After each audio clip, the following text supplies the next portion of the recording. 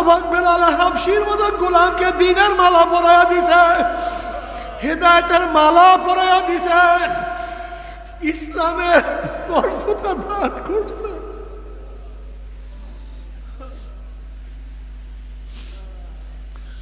ওরে বেলাল হাবশিকে আমার মাওলা এত দামি বানায়া দিছে। বেলাল হাবশি নিজেও গোলাম, বাবায় গোলাম, দাদায় গোলাম।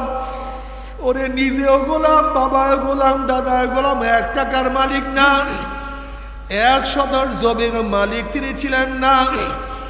লেখাপড়াও ঠিক মতো করতে পারে নাই, কালো কুচ্ছিত লোক ছিলেন। কিন্তু আমার মাওলা এত ইজ্জত, এত সম্মানিত করিয়া ফেলাইছে। বেলালে হাবশি হাঁটে জমিনের মধ্যে, পায়ের আওয়াজ আরশের মধ্যে। বেলালে হাবশি আজান দেয় জমিনের মধ্যে, আজানের শব্দ চলিয়া যায় আরশের মধ্যে। কিয়ামতের ময়দানে সমস্ত মানুষ পায়ে হাঁটিয়া উঠবে। আর বেলালে হাবশি মর্যাদার কারণে কিয়ামতের ময়দানে উটের উপরে চড়িয়া উঠবে। হেদায়েতের মালিককে, কাজী মাওলাকে ধরো। খবরদার দুনিয়ার রওনাকে নিজকে ভুলিও না, ইবাদত ছাড়বা না।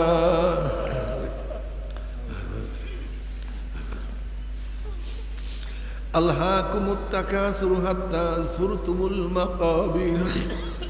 এইটা করবো, এইটা করবো, এইটা করবো, হঠাৎ দেখি কবরের সামনে চলে আসছে। ওই যে সামনে কবর, আল্লাহ মাফ করিয়া দাও, তোমার আমার কবরের কোনো টেনশন নাই। অথচ উসমান গনি রাদিয়াল্লাহু তাআলা আনহু, যিনি নবী আলাইহিস সালাতু ওয়াস সালামের পবিত্র জবান মুবারকে বারবার জান্নাতের সুসংবাদ পাইছেন, এই ওসমান গনি রাদিয়াল্লাহু তাআলা কবর দেখলে এমন ভাবে কান্নাকাটি করতেন, দাড়ি মোবারক ভিজিয়া ভিজিয়া পানি পড়ত। তাকে প্রশ্ন করা হয়েছে, আপনি কবর দেখলে এত বেশি কেন কান্নাকাটি করেন? তিনি জবাব দিলেন, হ্যাঁ আমার সাথীরা, আখিরাতের যতগুলি ঘাঁটির মধ্যে প্রথম ঘাঁটি কবর। এই কবর যার সাথে ভালো ব্যবহার করবে আশা করা যায় পরবর্তী ঘাঁটিগুলিতেও তাদের সাথে ভালোই ব্যবহার হবে। আর কবর যদি কারোর সাথে খারাপ ব্যবহার শুরু করিয়া দেয়, আর তো উপায় হবে না। আল্লাহ বাবারা, যারা কবরের টেনশন করছে, তারা কবরের জন্য কত কান্নাকাটি করছে। আমার দাদাজান রহমাতুল্লাহ আলাইহি কবরের দিকে তাকাইয়া ফুফাইয়া ফুফাইয়া কাঁদতেন আর বলতেন, মাওলা রে, যদি তুমি আমাকে মাপ নাই করো, ওই কবরে আমি একা কেমনে থাকবো রে বাবারে। সরমুনার কত মুজাহিদ ছিল, যারা কত কান্নাকাটি করতো, যাদের চেহারার মধ্যে নূর চমকাইতো, যাদের জবানের মধ্যে সব সময় জিকির জারি থাকতো, যাদের সব সময় কলমটা আমার মাওলার দিকে ঝুঁকা থাকতো, সেই মুজাহিদের সংখ্যা এখন আস্তে আস্তে কমিয়া যাইতে আছে। বাবারে খবরদার, আমার মাওলাকে না নিয়ে কেউ মাওলার কবরে যাইও না। আমি একবার মুন্সিগঞ্জ মাহফিলে গেলাম, একটা ছেলে আমার সাথে দেখা করার জন্য আসছে। কত সুন্দর পাগড়ি পরা, লম্বা জামা গায়ে, সুন্নতি জামা, ফুটফুটে চেহারা। আমার সাথে দেখা করার জন্য আসছে। সালাম কালাম বিনিময়ের পরে আমি বললাম, বাবা তুমি কোন মাদ্রাসায় পড়ো? ওই ছেলে বলছে, হুজুর আমি তো কোনো মাদ্রাসার ছেলে না, আমি স্কুলের ছেলে। আমি বললাম, আলহামদুলিল্লাহ, আল্লাহ তোমাকে এই নিয়ামত কিভাবে দান করছে? এবার ছেলে বলে, হুজুর আমি স্কুলের ছেলে, অন্য অন্য ছেলের মতো না, আমি একটু দুষ্টামি বেশি করতাম, ফাইজলামি বেশি করতাম। আমার বাপ মা ইটালিতে থাকে, নানা বাড়ি থাকিয়া পড়াশোনা করি। একদল মানুষ আমাকে দাওয়াত দিয়া চরমোনাই ময়দানে নিয়ে গেছে। চরমোনাই ময়দানে যাওয়ার পর আমার মাওলা আমাকে দ্বীনের বুঝ দিয়া দিছে। এখন আমি পাগড়ি পরিয়া টুপি মাথায় দিয়ে লম্বা জামা গায়ে দিয়ে স্কুলে যাই, কিন্তু উস্তাদরা পছন্দ করে না, ছাত্ররা কত টিটকারি করে। না না না, বাপ মার কাছে নালিশ দিছে, তারা আমার জন্য ভিসা ঠিক করছে, আমাকে ইটালিতে নিয়ে যাবে। আমি পরীক্ষার জন্য বললাম, এত অল্প বয়সে এত সুন্নাত অনুযায়ী চলিয়া লাভটাকে একটু পরে একটু বড় হইয়া তারপর সুন্নাত অনুযায়ী চলতাম, তোমার কি সমস্যা? একটু পরে তারপরে সুন্নাত অনুযায়ী চলিও। এবার ছেলে দুই চোখের পানি ফালাইয়া দিয়া আমাকে বল, হুজুর বাবা ছাড়তে পারবো, মা ছাড়তে পারবো, নানা ছাড়তে পারবো, নানু ছাড়তে পারবো, দুনিয়া সব কিছু ছাড়তে পারবো, কিন্তু নবীর সুন্নাত আমি ছাড়তে পারবো না বাবারে।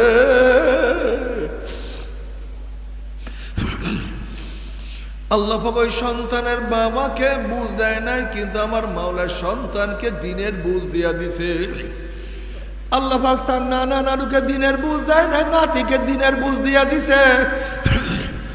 তুমি কি দেখো নবী নূহ আলাইহিস সালাতু ওয়াস সালাম সন্তানকে আমার মাওলায় দিনের বুঝ দেয় নাই, কিন্তু তার বাবাকে দিনের বুঝ দিয়া দিছে।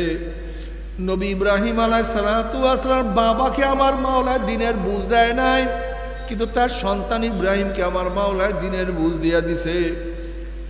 আল্লাহ পাক লূত আলাইহিস সালাতু ওয়াস সালাম স্ত্রীকে দিনের বুঝ দেয় নাই, তার স্বামী নবী লূতকে আল্লাহ পাক দিনের বুঝ দিয়া দিছে। আল্লাহ পাক আসিয়া আলাইহিস সালাতু ওয়াস সালামকে দিনের বুঝ দিয়া দিছে, তার স্বামী ফিরআউনকে দিনের বুঝ দেয় নাই। আল্লাহ পাক ইকরামা রাদিয়াল্লাহু তাআলাকে দিনের বুঝ দিছে, তার বাবা আবু জাহেলকে দিনের বুঝ দেয় নাই। হেদায়েতের মালিক কে? ওরে হেদায়েতের মালিক কে?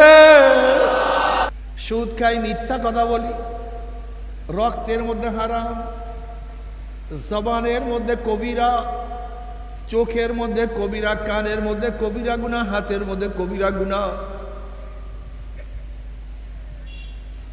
পায়ের মধ্যে কবিরা গুনাহ, সারাদিন গুনার মধ্যে ডুবান্ত। এরপরও চোখের মধ্যে পানি নাই, আল্লাহর কাছে মাপ চাই না, মাওলা রে ও মালিক, মালিক রে।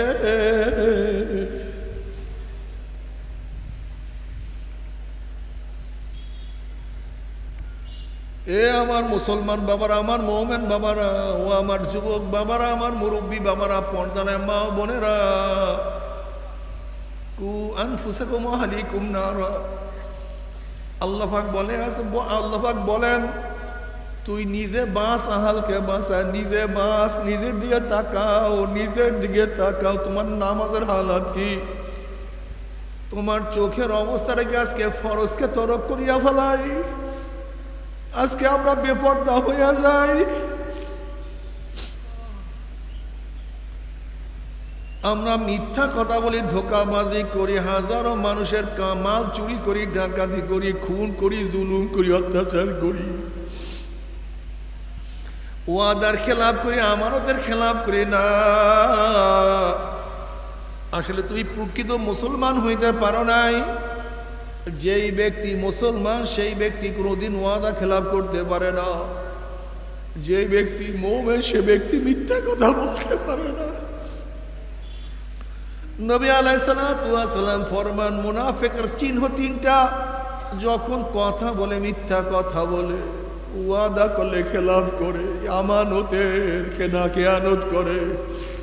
দেখো এই অবস্থায় কে কে মুনাফিক আর কে কে মুমিন। আমরা তো অধিকাংশ সময় মিথ্যা কথা বলি, ওয়াদার খেলাপ করি, আমানতের খেয়ানত করি। ওয়াদা অনেকেই রক্ষা করি না, ভালো বলো আলেমরা ওয়াদা রক্ষা করি না, পীরেরা ওয়াদা রক্ষা করি না।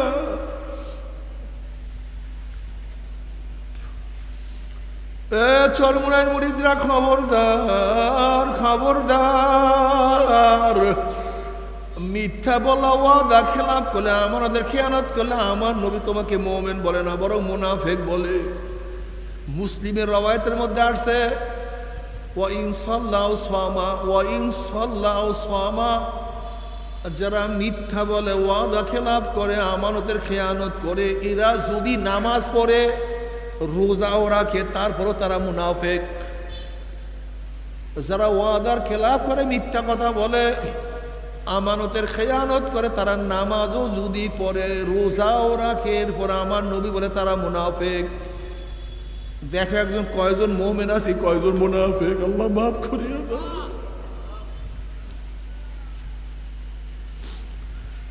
আসলে বাবারা কোনো সময় চিন্তা করলাম না আমার অবস্থাটা কি, আমার কলবের হালাত কি, আমার রক্তের অবস্থাটা কি, আমার কি হুজুরি কলব আছে কি আছে না। আনতা আবুদাল্লাহ কান্নাকা তারা ফাইন লাম তাকুন তারাহু ফাইন্নাহু ইয়ারাক। এমন ভাবে ইবাদত করো যেন মাওলা তোমাকে দেখতে আছে। এই খেয়াল পয়দা না হলে খেয়াল করো মাওলা তোমাকে দেখে বা তুমি মাওলাকে দেখতে আসো, কই একটাও তো আমার মধ্যে নাই। না আমার মধ্যে খেয়াল পয়দা হয়েছে আমি মাওলাকে দেখি, না এই খেয়াল পয়দা হয়েছে আমার দিকে মাওলা তাকায় আছে। সারাদিন দুনিয়া দুনিয়া দুনিয়া, दुनिया का दोस्ती मिसले कागज फूल है, ज़ाहिरी में खुशनमा है, हकीकत में है कुछ नहीं कि सुना। হে যুবক বাবারা, কেন মাওলার পথ ধরবে না? তুমি কি দেখো না কত যুবক আমার মাওলার পাগল। ঈসা আলাইহিস সালাম একদিন এক বস্তির নিকট থেকে, গ্রামের নিকট থেকে রওনা করলেন। এক যুবক নবী ঈসা আলাইহিস সালাম দেখিয়ে চিনিয়া ফেলাইছে এ আল্লাহর নবী ঈসা। ওই যুবক নবী ঈসা আলাইহিস সালাম কাছে আরজ করলেন, নবী ঈসা আপনি আল্লাহর কাছে দোয়া করেন আল্লাহ যেন তার মুহাব্বতের এক অণু পরিমাণ মুহাব্বত আমাকে দান করে। ঈসা আলাইহিস সালাম বলেন, যুবক আল্লাহ পাকের এক অণু পরিমাণ মুহাব্বত তুমি সহ্য করতে পারবা না। এবার যুবক বলতে আছে, আল্লাহ নবী ঈসা আপনি আল্লাহর কাছে দোয়া করেন আল্লাহ যেন তার অর্ধ অণু পরিমাণ মুহাব্বত আমাকে দান করে। ঈসা আলাইহিস সালাম আল্লাহর কাছে দোয়া করলেন, আল্লাহ হে এই যুবককে তোমার অর্ধ অণু পরিমাণ মুহাব্বত তুমি দান করো। নবীর দোয়া আল্লাহ পাক কবুল করিয়া ফেলাইছে। দোয়া করিয়া চলিয়া গেলেন। অনেক দিন পরে ঈসা আলাইহিস সালাম সেই বস্তির কাছে গ্রামে আসিয়া যেই যুবকের জন্য অর্ধ অণু পরিমাণ মাওলার মুহাব্বতের দোয়া করছে সেই যুবককে খোঁজাখুঁজি করতে আছে। গ্রামবাসীর কাছে প্রশ্ন করছে এই যুবক কোথায়। গ্রামের লোকজন বলছে অনেক আগেই বাড়ির থেকে বের হয়ে গেছে, সে তো আর বাড়িতে থাকে না, কোথায় থাকে আমরা কেউ জানি না। আল্লাহর কাছে দোয়া করলেন, মাওলা সেই যুবকের সাথে আমি সাক্ষাৎ করতে চাই, দেখা করতে চাই। আল্লাহ পাক বলেন, যাও অমুক পাহাড়ের মধ্যে যুবক আছে তুমি তার সাথে গিয়া সাক্ষাৎ করো। ঈসা আলাইহিস সালাম সেই যুবকের কাছে গিয়া দেখেন পাহাড়ের উপরে পাথরের উপরে দাঁড়াইয়া যুবক আসমানের দিকে তাকাইয়া কার সাথে যেন প্রেমের আলাপ করতে আছে, বীর বীর করিয়া কথা বলে। ঈসা আলাইহিস সালাম সালাম দিন, আসসালামু আলাইকুম আমি ঈসা। যুবক সালামের কোনো জবাব নিলেন না। আবার বলেন, আসসালামু আলাইকুম আমি ঈসা। যুবক সালামের কোনো জবাব নেয় না। এবার আবার বলেন, আসসালামু আলাইকুম আমি ঈসা। যুবক এইবারও সালামের কোনো জবাব নেয় না। আল্লাহ পাক ডাক দিয়ে বলে, ঈসা রে, যেই কলবের মধ্যে যার অন্তরের মধ্যে আমার অর্ধ অণু পরিমাণ মুহাব্বত ঢুকিয়া গেছে, আমি আমার জাতে পাকের কসম খাইয়া বলতে পারি আমার বাহিরে সে কাউকে চিনতে পারে না, আমার বাহিরে কোনো আওয়াজ সে শুনতে পারে না, আমার বাইরে সে কাউকে দেখতে পারে না। हर गोल में तू है, रंग में तू है, बो में तू, हर जा तू जिधर देखता हो मैं तू ही तू है, तू ही तू है, तू ही तू। ये যুবক বাবারা, কত যুবক আমার মাওলার পাগল।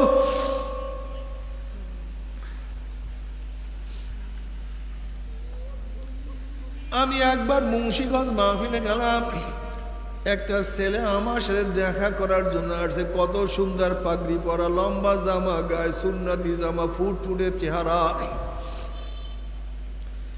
আমার সাথে দেখা করার জন্য আসছে। সালাম কালাম বিনিময়ের পরে আমি বললাম, বাবা তুমি কোন মাদ্রাসায় পড়ো? ওই ছেলে বলছে, হুজুর আমি তো কোনো মাদ্রাসার ছেলে না, আমি স্কুলের ছেলে। আমি বললাম, আলহামদুলিল্লাহ, আল্লাহ তোমাকে এই নিয়ামত কিভাবে দান করছে? এবার ছেলে বলে, হুজুর আমি স্কুলের ছেলে, অন্য ছেলের মতো না, আমি একটু দুষ্টামি বেশি করতাম, ফাইজলামি বেশি করতাম। আমার বাপ মা ইটালিতে থাকে, নানা বাড়ি থাকিয়া পড়াশোনা করি। একদল মানুষ আমাকে দাওয়াত দিয়া চরমোনাই ময়দানে নিয়ে গেছে। চরমোনাই ময়দানে যাওয়ার পর আমার মাওলা আমাকে দ্বীনের বুঝ দিয়া দিছে। এখন আমি পাগড়ি পরিয়া, টুপি মাথায় দিয়া, লম্বা জামা গায়ে দিয়ে স্কুলে যাই। কিন্তু উস্তাদরা পছন্দ করে না, ছাত্ররা কত টিটকারি করে। নানা বাপ মার কাছে নালিশ দিছে, তারা আমার জন্য ভিসা ঠিক করছে, আমাকে ইটালিতে নিয়ে যাবে।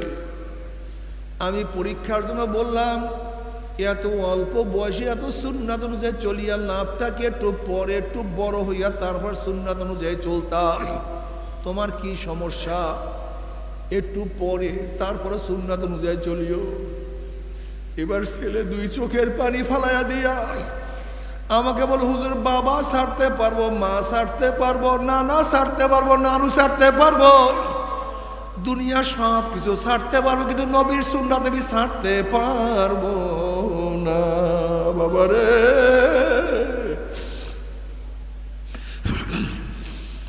আল্লাহ পাক ওই সন্তানের বাবাকে বুঝ দেয় নাই, কিন্তু আমার মাওলার সন্তানকে দ্বীনের বুঝ দিয়া দিছে। আল্লাহ পাক তার নানা নানুকে দ্বীনের বুঝ দেয় নাই, নাতিকে দ্বীনের বুঝ দিয়া দিছে। তুমি কি দেখো নবী নূহ আলাইহিস সালাতু ওয়াস সালামের সন্তানকে আমার মাওলার দ্বীনের বুঝ দেয় নাই, কিন্তু তার বাবাকে দ্বীনের বুঝ দিয়া দিছে। নবী ইব্রাহিম আলাইহিস সালাতু ওয়াস সালামের বাবাকে আমার মাওলার দ্বীনের বুঝ দেয় নাই, কিন্তু তার সন্তান ইব্রাহিমকে আমার মাওলার দ্বীনের বুঝ দিয়া দিছে। আল্লাহ পাক লূত আলাইহিস সালাতু ওয়াস সালামের স্ত্রীকে দ্বীনের বুঝ দেয় নাই, তার স্বামী নবী লূতকে আল্লাহ পাক দ্বীনের বুঝ দিয়া দিছে। আল্লাহ পাক আসিয়া আলাইহিস সালাতু ওয়াস সালামকে দ্বীনের বুঝ দিয়া দিছে, তার স্বামী ফিরআউনকে দ্বীনের বুঝ দেয় নাই। আল্লাহ পাক ইকরামা রাদিয়াল্লাহু তাআলাকে দ্বীনের বুঝ দিছে, তার বাবা আবু জাহেলকে দ্বীনের বুঝ দেয় নাই। হেদায়েতের মালিক কে? ওরে হেদায়েতের মালিক কে? আল্লাহ পাক বেলাল হাবশির মতো গোলামকে দ্বীনের মালা পরায়া দিছে, হেদায়েতের মালা পরায়া দিছে, ইসলামের মর্যাদা দান করছে।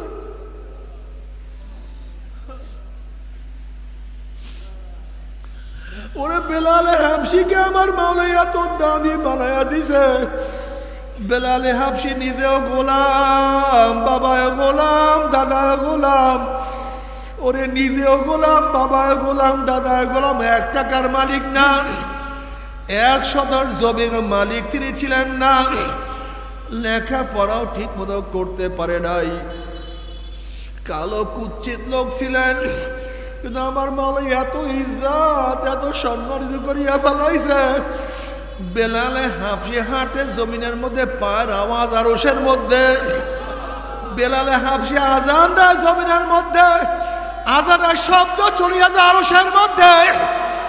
কিয়ামতের ময়দানে সমস্ত মানুষ পায়ে হাঁটিয়া উঠবে, আর বেলালে হাবশি মর্যাদার কারণে কিয়ামতের ময়দানে উটের উপরে চড়িয়া উঠবে। হেদায়েতের মালিক কে? কাজী মাওলাকে ধরো। খবরদার দুনিয়ার রওনাকে নিজকে ভুলিও না, ইবাদত ছাড়বা না।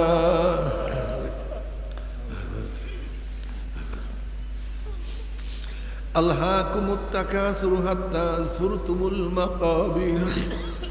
এইটা করবো, এইটা করবো, এইটা করবো, হঠাৎ দেখি কবরের সামনে চলে আসছে। ওই যে সামনে কবর, আল্লাহ মাফ করিয়া দাও, তোমার আমার কবরের কোনো টেনশন নাই। অথচ উসমান গনি রাদিয়াল্লাহু তাআলা আনহু যিনি নবী আলাইহিস সালাতু ওয়াস সালামের পবিত্র জবান মুবারকে বারবার জান্নাতের সুসংবাদ পাইছেন, এই ওসমান গনি রাদিয়াল্লাহু তাআলা কবর দেখলে এমন ভাবে কান্নাকাটি করতেন, দাড়ি মোবারক ভিজিয়া ভিজিয়া পানি পড়তো। তাকে প্রশ্ন করা হয়েছে, আপনি কবর দেখলি এত বেশি কেন কান্নাকাটি করেন? তিনি জবাব দিলেন, হ্যাঁ আমার সাথীরা, আখিরাতের যতগুলি ঘাঁটির মধ্যে প্রথম ঘাঁটি কবর। এই কবর যার সাথে ভালো ব্যবহার করবে আশা করা যায় পরবর্তী ঘাঁটিগুলিতেও তাদের সাথে ভালোই ব্যবহার হবে। আর কবর যদি কারোর সাথে খারাপ ব্যবহার শুরু করিয়া দেয় আর তো উপায় হবে না। আল্লাহ বাবারা, যারা কবরের টেনশন করছে তারা কবরের জন্য কত কান্নাকাটি করছে। আমার দাদা সাহেব রহমাতুল্লাহ আলাইহি কবরের দিকে তাকাইয়া ফুফাইয়া ফুফাইয়া কাঁদতেন আর বলতেন, মাওলা রে, যদি তুমি আমাকে মাপ নাই করো, ওই কবরে আমি একা কেমনে থাকবো রে বাবারে। সরমুনার কত মুজাহিদরা ছিল, যারা কত কান্নাকাটি করতো, তাদের চেহারার মধ্যে নূর চমকাইতো, যাদের জবানের মধ্যে সব সময় জিকির জারি থাকতো, যাদের সব সময় কলমটা আমার মাওলার দিকে ঝুঁকা থাকতো, সেই মুজাহিদের সংখ্যা এখন আস্তে আস্তে কমিয়া যাইতে আছে। বাবারে খবরদার, আমার মাওলাকে না নিয়ে কেউ মাওলার কবরে যাইও না। ও বাবা, যদি ঘরের মালিকের সাথে পরিচয় থাকে, যত রাত্রি ঘরে ঢোকো না, কোনো টেনশন নাই। যদি শ্বশুর বাড়িতে রাত তো 3টায় গিয়া নক করো, শ্বশুর বলবে কে, তুমি বলবে আব্বু আমি আপনার জামাই, অমনি শ্বশুর লাভ দিয়ে উঠবে, এ দরজা খোল, পানির ব্যবস্থা কর, খাদ্যের ব্যবস্থা কর, বিছানার ব্যবস্থা কর, বাতি ধরা। আমার জামাই এত রাত্রে কেন আসছে, কোন বিপদে পড়ছে? যেহেতু ঘরের মালিকের সাথে পরিচয় আছে, যত রাত্রি ঢুকো কোনো টেনশন নাই, কোনো চিন্তা নাই। কিন্তু ঘরের মালিকের সাথে পরিচয় না করিয়ে গভীর রাত্রে ঘরের মধ্যে নক করো, অমনি পরিচয় দিতে না পেলে চোর আসছে, ডাকাত আসছে, ওকে বান, ওকে মার।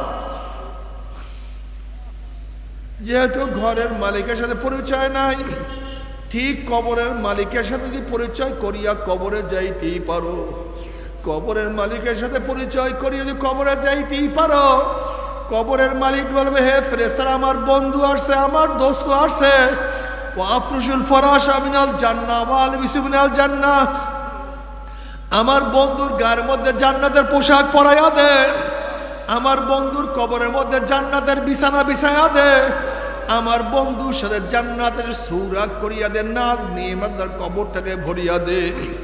আর কবরের মালিকের সাথে পরিচয় না করিয়া যদি কবরে যাও, আমার মাওলা ডাক দেবে, কবরের মাটি আমার দুশমন, আমার শত্রু আসছে, ওর সাথে আমার কোনোই পরিচয় নাই, কোনো সম্পর্ক নাই, এ কবরের মাটি চাপ দে। অমনি কবরের দুই পাশের মাটি এত জোরে চাপ মারবে, চাপের ছুঁড়ে এক পাঁজরের হাঁটি আর এক পাঁজর লাগাইয়া ফেলাইবে।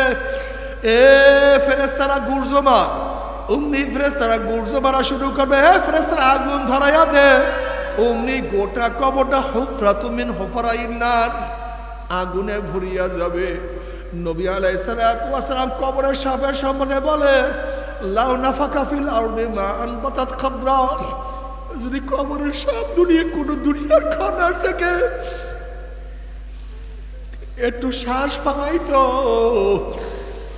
বিষের দুনিয়ার সব কিছু পুড়িয়া সারকার হইয়া যাইতো, একটা ঘাস পর্যন্ত জমিন হয়ে মাথা তুলতে পারতো না।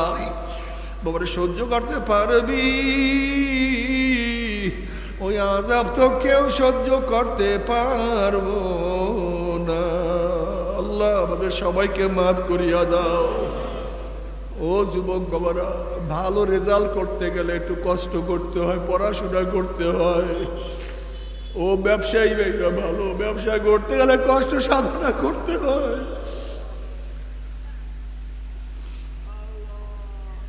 ও আমার কৃষক বাবারা, ভালো ফসল কষ্ট ছাড়া অর্জন করা যায় না।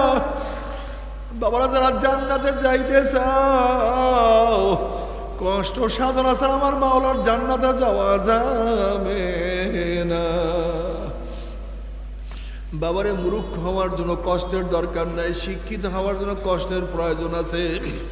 জাহান্নামে যাওয়ার জন্য কষ্টের প্রয়োজন নাই, কিন্তু জান্নাতে যাওয়ার জন্য কষ্টের প্রয়োজন আছে রে বাবা।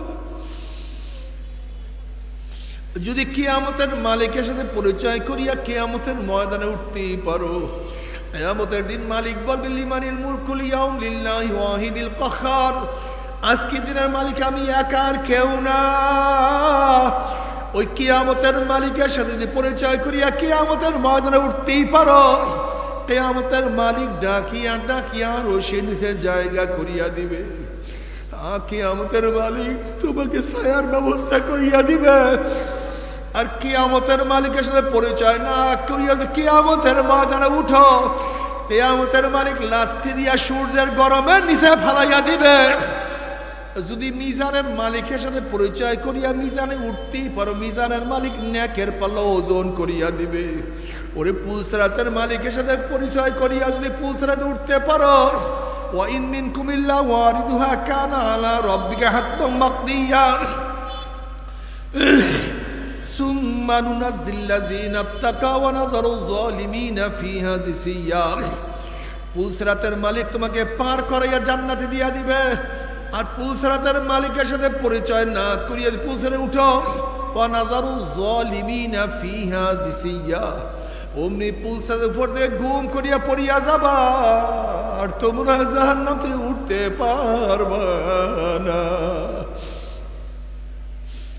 তবে মুমিন মুসলমান বলতে সবাইরই মনে চায় গুনার থেকে ফিরিয়া নেক আমল করিয়া মাওলার জান্নাত, কিন্তু সবাইরই যাইতে মনে চায়। গুনাহ নিয়া মাওলার জাহান্নামে কাউরে কিন্তু যাইতে মনে চায় না। কিন্তু কেনই বা নেক আমল করতে পারি না, কেনই বা গুনার কাম ছাড়তে পারি না? এর মূল কারণ হলো আপনার এবং আমার পিছনে নফস এবং শয়তান লাগিয়া রইছে। এই নফস এবং শয়তান থেকে ফেরার জন্য যে কোনো একজন হক্কানি আল্লাহর ওলির হাতে হাত দিতে হবে রে বাবা। বাবা তুমি কেন বুঝো না?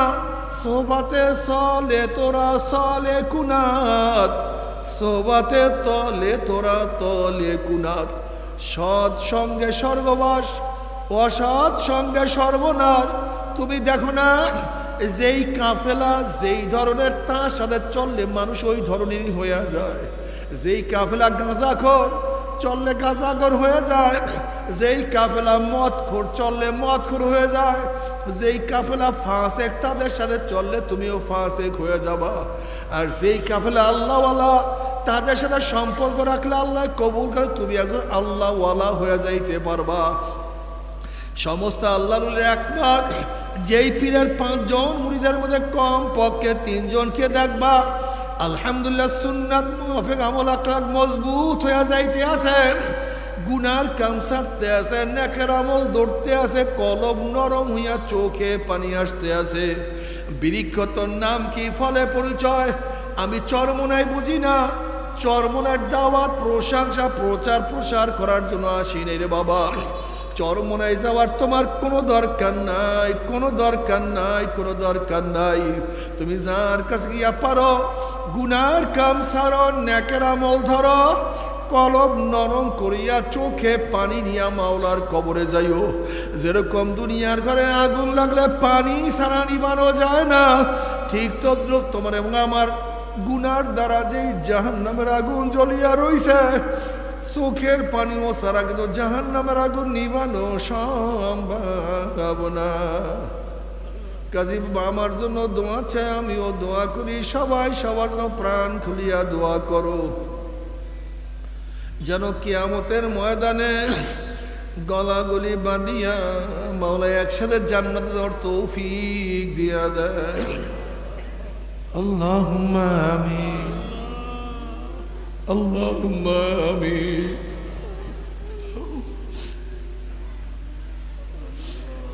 ও আমার পর্দালে মা বোনেরা, দুই হাত তুলিয়া মাওলার নামে কান্দো আর মাওলার কাছে মাপ চাও।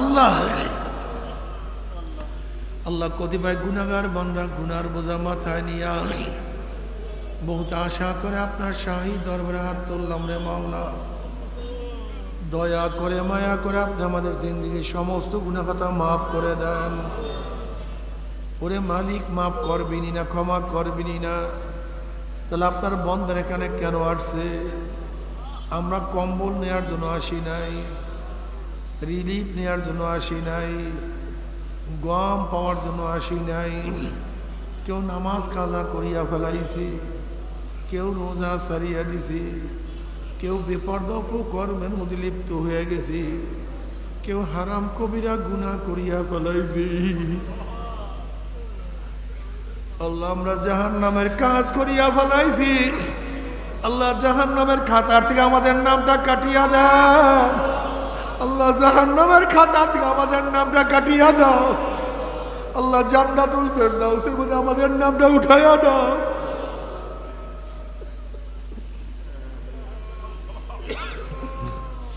আল্লাহ আমার যুবক বাবাদেরকে কবুল করিয়া নাও। আল্লাহ আমার মুরব্বী বাবাদেরকে কবুল করিয়া নাও।